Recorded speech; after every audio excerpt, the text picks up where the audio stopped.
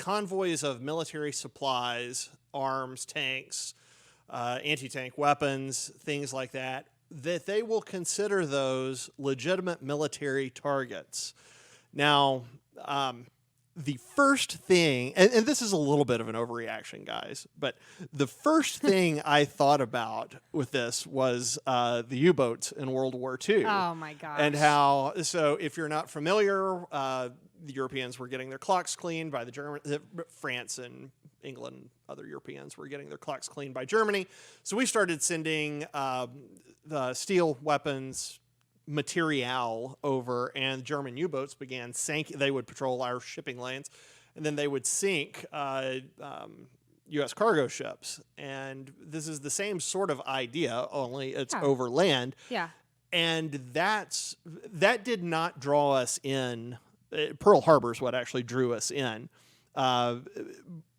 But I can see if Putin is foolish enough to start unloading on American-owned, American-occupied convoys, right. That's a massive, massive problem waiting to happen, right? It's a huge problem. I'm not really quite sure why Putin seems to be intent on trying to draw the West into this.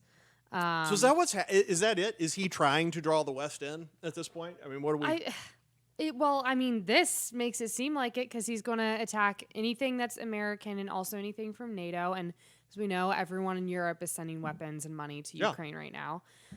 So it's just like when you make that bold of a statement, it seems like a really clear, targeted, like, I'm going to get the West and Europe and the U.S. in this war, which just doesn't make sense. It would not be good for him. So that was my question. What's the upside on that for him?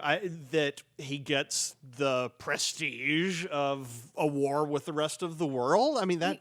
I don't know. I don't know if maybe there's some secret, grand, overarching Russian secret plan behind all of this. I don't know, because logistically it doesn't make sense to set yourself up as Russia against the entire West. This is more sort of Bond supervillain kind of stuff. You would expect Putin to have, set up a base in an inactive volcano or something and be plotting how to get the West into a war with the East, or at least with Eurasia. I feel like it's more of a pride thing than anything. I feel like he is just upset that America is trying to put sanctions on him, is trying to stop what he's doing and what he sees as, his duty to do for Russia. And so he's like, you know what, I'm just going to do whatever I can to hurt them back. And I don't want my pride to be hurt, so I'm just going to fight back.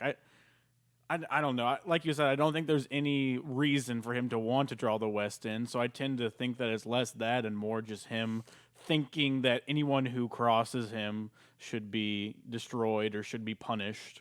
So is it just Putin's calculation then that Biden's weak? So why not? It's kind of brinksmanship, Biden probably won't do anything. I'm going to start taking out convoys.